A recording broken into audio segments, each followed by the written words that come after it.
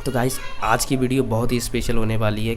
एक नया टॉपिक है जो मेरे दिमाग में आया। मैंने इस बारे में शायद ही कोई वीडियो देखी है कि मैंने लोगों को देखा है एन नंबर ऑफ थिंग्स पर वीडियो बनाते हुए, लड़की कैसे पटाएं, लड़की के साथ फिजिकल कैसे हो, अगर लड़की तुम्हारी बात नहीं मान रही तो क्या किया जाए।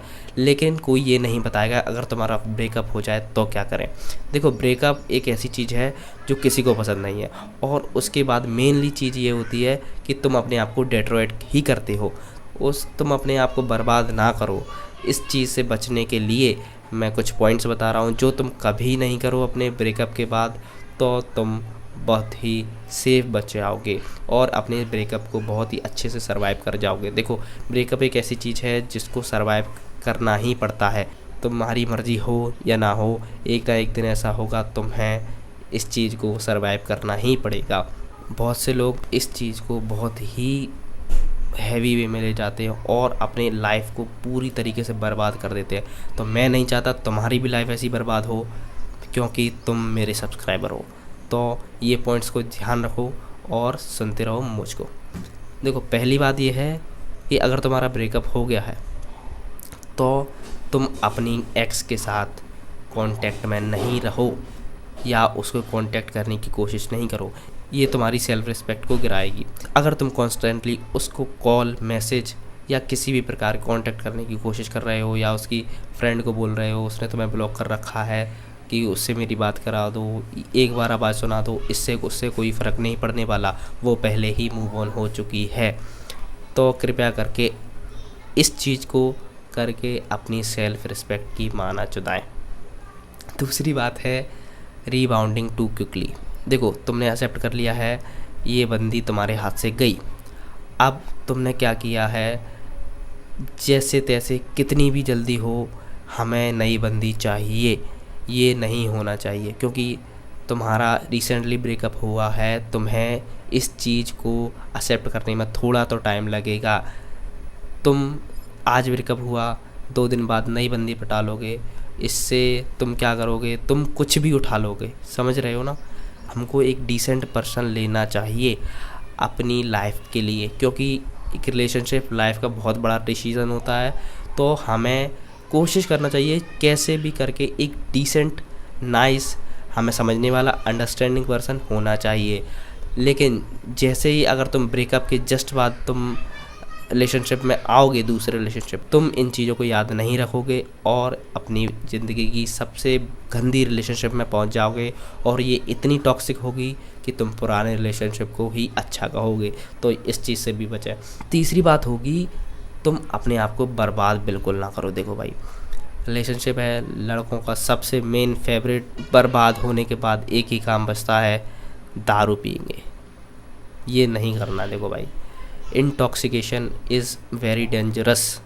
क्योंकि तुम देखो, दारू पियोगे, तुम ड्रग्स करोगे, तुम कुछ भी करोगे सिर्फ क्या, उस पेन को हटाने के लिए। जब तक तुम उस चीज़ को एक्सेप्ट करोगे नहीं, तब तक वो पेन कभी नहीं जाएगा। और ये सिलसिला तुम्हारा एक, ये क्या करेगा, अल्कोहल, ड्रग्स क्या करेंगे, ये कुछ टाइम के लिए बस नम कर देंगे, तुम्हारे पेन को ख़त्म नहीं करेंगे, कुछ टाइम के लिए ही हटाएंगे। और जैसे ही ये फिर से पेन आएगा, तुम फिर से इंटॉक्सिकेटेड होगे और ये एक साइकिल बन जाएगी जिसमें तुम फंस जाओगे। तो उसमें तुमको बिल्कुल नहीं फंसना है। चौथी बात है, अगर तुम्हारा ब्रेकअप हो गया है तो तुम अपनी बंदी के साथ एज अ फ्रेंड भी नहीं रह सकते। क्योंकि देखो, तुम्हारे और उसके बीच में पहले था बॉयफ्रेंड और गर्लफ्रेंड का रिश्ता।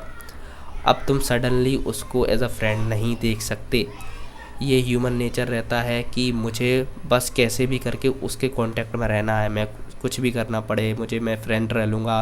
तुम कहोगे मैं फ्रेंड रह लूँगा, मैं कुछ भी करूँगा, मैं नहीं बोलूँगा उसको, मैं एज अ फ्रेंड देखूँगा उसको। लेकिन तुमसे नहीं हो पाएगा, क्योंकि तुमने उसको एज अ अपना पार्टनर देखा है। तुम इतनी जल्दी कैसे सोच कर सकते हो।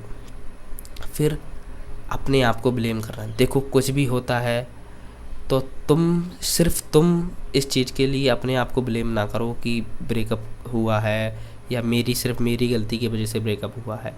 हो सकता है उसकी भी गलती हो। अगर उसकी भी गलती है तो ब्लेम करने से कुछ नहीं होगा मेरे भाई, क्योंकि अब ब्रेकअप हो ही चुका है। इससे कुछ फ़र्क नहीं पड़ता कि तुम उसको ब्लेम करो या अपने आप को। ये सिर्फ तुम्हारी जीवन को बर्बाद करने का एक और नया अच्छा उपाय है। तो ये कुछ रीज़न थे। और तुम्हें एक और चीज़ नहीं करनी जो मोस्टली मैन करते हैं, और इससे उनकी सेल्फ रिस्पेक्ट उनकी खुद की नज़रों में, उनके फ्रेंड्स की नज़रों में, उनकी एक्स की नज़रों में, सब जगह से गिर ही जाती है। अपने पार्टनर के बारे में गंदा गंदा बोलना, उनके बारे में नेगेटिव चीज़ फैलाना। देखो तुम्हारा रिलेशनशिप टूट चुका है, ठीक है, कोई बात नहीं, लेकिन अब उस पर्सन के बारे में नेगेटिव चीज़ फैलाना, झूठी नेगेटिव चीज़ फैलाना, ये तुम्हारी सेल्फ रिस्पेक्ट की धज्जियाँ उड़ाने वाला है। ये उसको बर्बाद नहीं कर रहा, ये तुमको बर्बाद कर रहा है। सामने वाला पर्सन को पता है तुम क्यों ऐसा बोल रहे हो। तो इस चीज़ से भी बहुत ज़्यादा इफ़ेक्ट पड़ता है आपके सेल्फ रिस्पेक्ट पर। तो ये कुछ रीज़न थे, ये कुछ पॉइंट थे जो तुम्हें आपको समझने चाहिए रिलेशनशिप एंड होने की जस्ट बाद, और जो आपको बिल्कुल नहीं करने चाहिए। सो मिलते हैं नेक्स्ट वीडियो में, तब तक के लिए धन्यवाद।